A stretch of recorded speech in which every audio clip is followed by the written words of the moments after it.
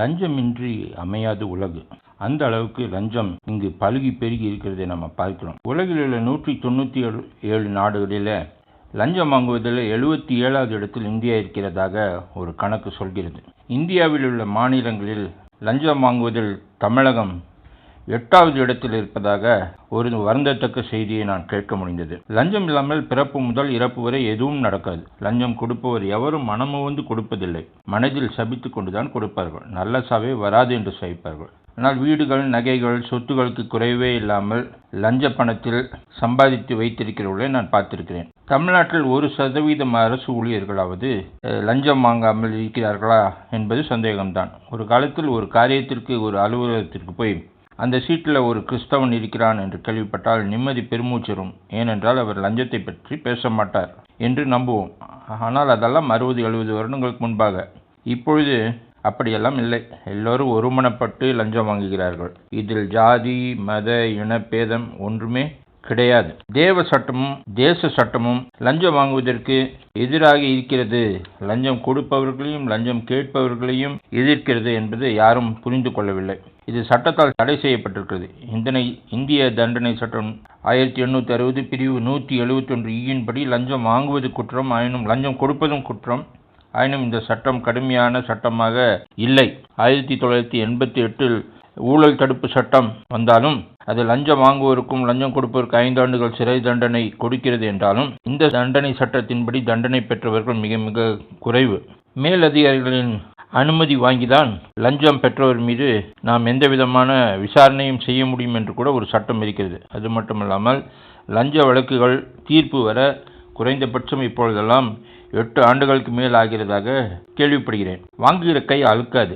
லஞ்சம் கொடுத்து காரியத்தை சாதித்துக் கொள்வது தேவ சித்தத்திற்கு எதிரானது என்பதை பல கிறிஸ்தவர்கள் அறிந்து கொள்ளவே இல்லை. லஞ்சம் வாங்கும் கிறிஸ்தவர்கள் நிலை மிக கேவலமானது.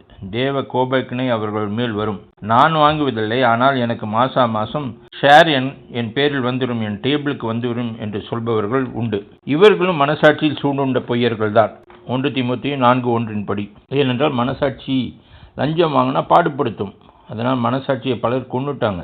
லஞ்சம் வாங்கி கோடீஸ்வரர்கள் ஆகிவிட்ட சிலர் சபையில் இருக்கிறாங்க. அவங்க சபைக்கு ஆண்டவருக்கு காணிக்கின்ற பேரில் லஞ்சம் கொடுத்து தப்பிச்சிடலான்னு கனவு காண்றாங்க. மாட்டி சஸ்பெண்ட் ஆனால் கூட கவலைப்பட மாட்டாங்க. மேலே இருக்கிறவங்களுக்கு லஞ்சம் கொடுத்து தப்பிச்சிருவாங்க. மீண்டும் டியூட்டியில் ஜோராக போய் ஜாயின் பண்ணி விட்டதெல்லாம் மறுபடியும் திரும்ப பிடிச்சிருவாங்க.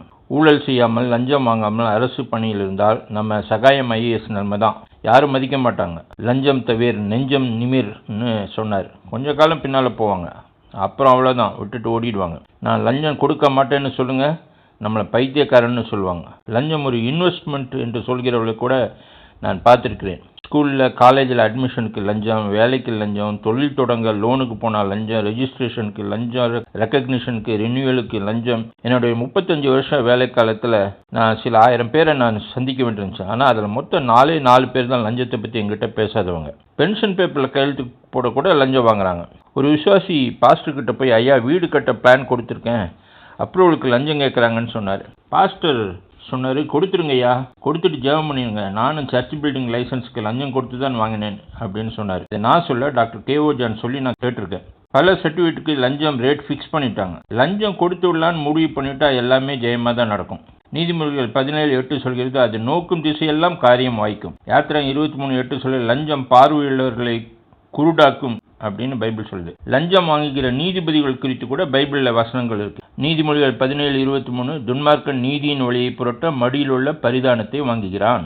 ஏசாயா 5:23-24, பரிதானத்திற்காக குற்றவாளியை நீதிமானாய் தீர்த்து நீதிமான்கள் நியாயத்தை அவனுக்கு விரோதமாக புரட்டுகிறவர்களுக்கு ஐயோ. ஆமோஸ் 5:12, நீதிமானை ஒடுக்கி பரிதானம் வாங்கி ஒளிமுக வாசல் ஏழைகளின் நியாயத்தை புரட்டுகிறீர்கள். ஞானி லஞ்சம் வாங்கினால் நீதியை காணாதபடிக்கு அவன் கண்கள் மூடிக்கொள்ளும். லஞ்சம் வாங்கும் பட்சத்தில் நீதிமானின் நியாயங்கள் தாறுமாறாக மாறும். உபாகமம் 16:19. சாமுவேலின் குமாரர்கள் லஞ்சம் வாங்கினாங்க. அதை நாம் பைபிளில் வாசிக்கிறோம். அது அவங்களுடைய அகால மரணத்துக்கு காரணமாச்சு. சாமுவேல் அப்படி வாங்கவில்லை, பரிதானம் வாங்கல. அதையும் நம்ம பைபிளில் நம்ம பார்ப்போம். ஏசாயா 33:15-16 லஞ்சம் வாங்காதபடி தன் கைகளை உதறுகிறவன் உயர்ந்த இடங்களில் வாசம் பண்ணுவான். கண்மலையின் அரண்கள் அவனுடைய உயர்ந்த அடைக்கலமாகும். அவன் உணவு அவனுக்கு கொடுக்கப்படும், தண்ணீர் அவனுக்கு நிச்சயம் கிடைக்கும் என்று எழுதியிருக்கிறது. அர்த்தம் என்ன? லஞ்சம் வாங்காமல் பணியாற்றுகிறவர்களுக்கு கௌரவமான, அனைவரும் மதிக்கும்படியான வாழ்வு உறுதி. எதிரிகள் அவனை அணுகாதபடி எப்பொழுதும் தேவனுடைய பாதுகாப்பு இருக்கும். அவன் உணவுக்கும் தண்ணீருக்கும் குறைவே இருக்காது என்பதுதான் இதனுடைய அர்த்தம். தேவனிடமிருந்து ஏராளமான ஆசீர்வாதங்கள் கிடைக்கும் என்பது இதன் பொருள். ஆனால் அதே வேளையில் உபாகமம் 27:25 சொல்கிறது, லஞ்சம் வாங்குகிறவன் சபிக்கப்பட்டவன். இது பாவம் மட்டுமல்ல, வம்சமாக, வாழையடி வாழையாக, தலைமுறை தலைமுறையாக தொடரும் சாபம். சாபத்தின் விளைவுகள் சில நேரங்களில் வெளியில் தெரியலாம், தெரியாமலும் போகலாம். சாபத்தின் விளைவுகளை குறித்து ஆழமாக படித்தேன். அவை மிக பயங்கரமானவை. அதனால் அதை சொல்ல வேண்டாம் என்று தவிர்த்து விட்டேன். ஆயினும் லஞ்சம் வாங்குபவன் சமாதானமாக வாழ இயலாது. அவனது இருப்பிடம் நித்திய நரகம் போல் இருக்கும். சகேயு என்றால் சுத்தமானவன், பிரகாசமானவன் என்று அர்த்தம். உலகம் அந்த வரித்துறை அதிகாரியை வெறுத்தாலும் இயேசு அவரை வெறுக்கவில்லை. சகேயு ஓடி ஒழியவில்லை. இயேசுவை காண காட்டத்தி மரம் ஒன்றில் ஏறினார். அநியாயமே வாங்கினது உண்டானால் நாளத்தனையாய் திருப்பி தருகிறேன் என்று சவால் விட்டார். இப்படிப்பட்ட உத்தம அதிகாரிகள் சபையில் உண்டா? லூக்கா 19:8, நான் ஒரு இடத்தில் எதையாகிலும் அநியாயமே வாங்கினது உண்டானால் நாளத்தனையாய் திரும்ப செலுத்துகிறேன் என்கிறார் சகேயு. அப்படி என்றால் அவர் வாங்கவே இல்லை என்றுதான் அர்த்தம். அந்த காலத்து அரசுகள், தேசாதிபதிகள் பிடிக்காதவனை எல்லாம் கொண்டு விடுவார்கள். கேட்க ஒரு நாதி இருக்காது. இந்த நிலைமை பவுலுக்கு வந்தது. கண்டிப்பாக அவர் கொல்லப்படுவதற்காக இறுதி விசாரணை செய்யப்படுகிற நேரம். விசாரணை அதிகாரி ரோம பேரரசின் தேசாதிபதியாகிய பெலிக்ஸ்.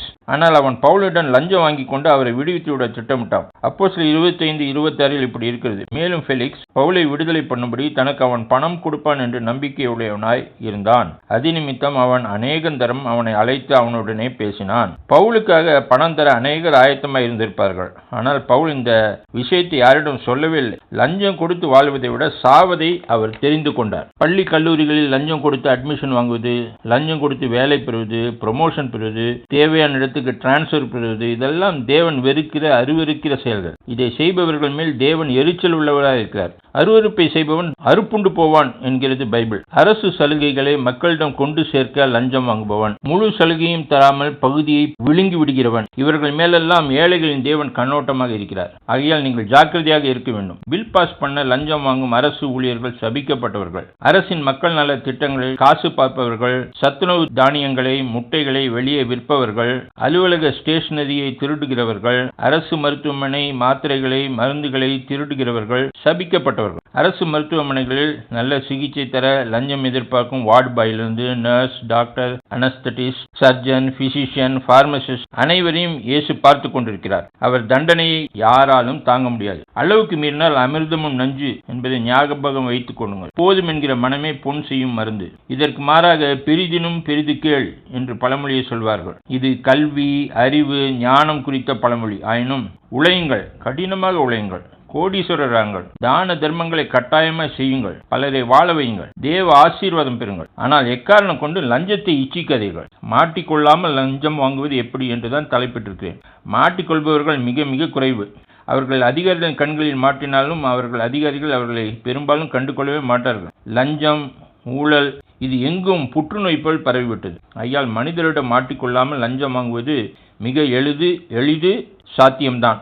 ஆனால் லஞ்சம் வாங்குபவர்கள் கடவுளிடம், தேவனுடைய மாட்டிக்கொள்வது நிச்சயம். சாபமும் நியாய தீர்ப்பும் சர்வ நிச்சயம். குறைந்தபட்சம் இன்று முதல் லஞ்சம் வாங்குவதை விட்டுவிடுங்கள். தேவனிடம் மன்னிப்பு கேட்டு தப்பிக்கும் வழியை பாருங்கள். எபிரேயர் 13:6 இயேசு கிறிஸ்து நம்மை விட்டு விலகாதபடி, நம்மை கைவிடாதபடி இருக்கும் ஃபார்முலா உள்ளது. நீங்கள் பண ஆசை இல்லாதவர்களாய் நடந்து உங்களுக்கு இருக்கிறவர்கள் போதும் என்று எண்ணுங்கள்.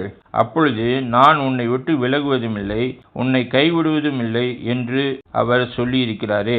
லஞ்சம் கொடுப்பதையும் லஞ்சம் வாங்குவதையும் தவிர்த்து விடுங்கள், வெறுத்து விடுங்கள். கர்த்தர் உங்களையும் விட்டு விலகாமல் உங்களையும் உங்கள் குடும்பத்தையும் கைவிடாதிருக்கும்படி உங்களை வாழ்த்துகிறேன். ஆமேன்.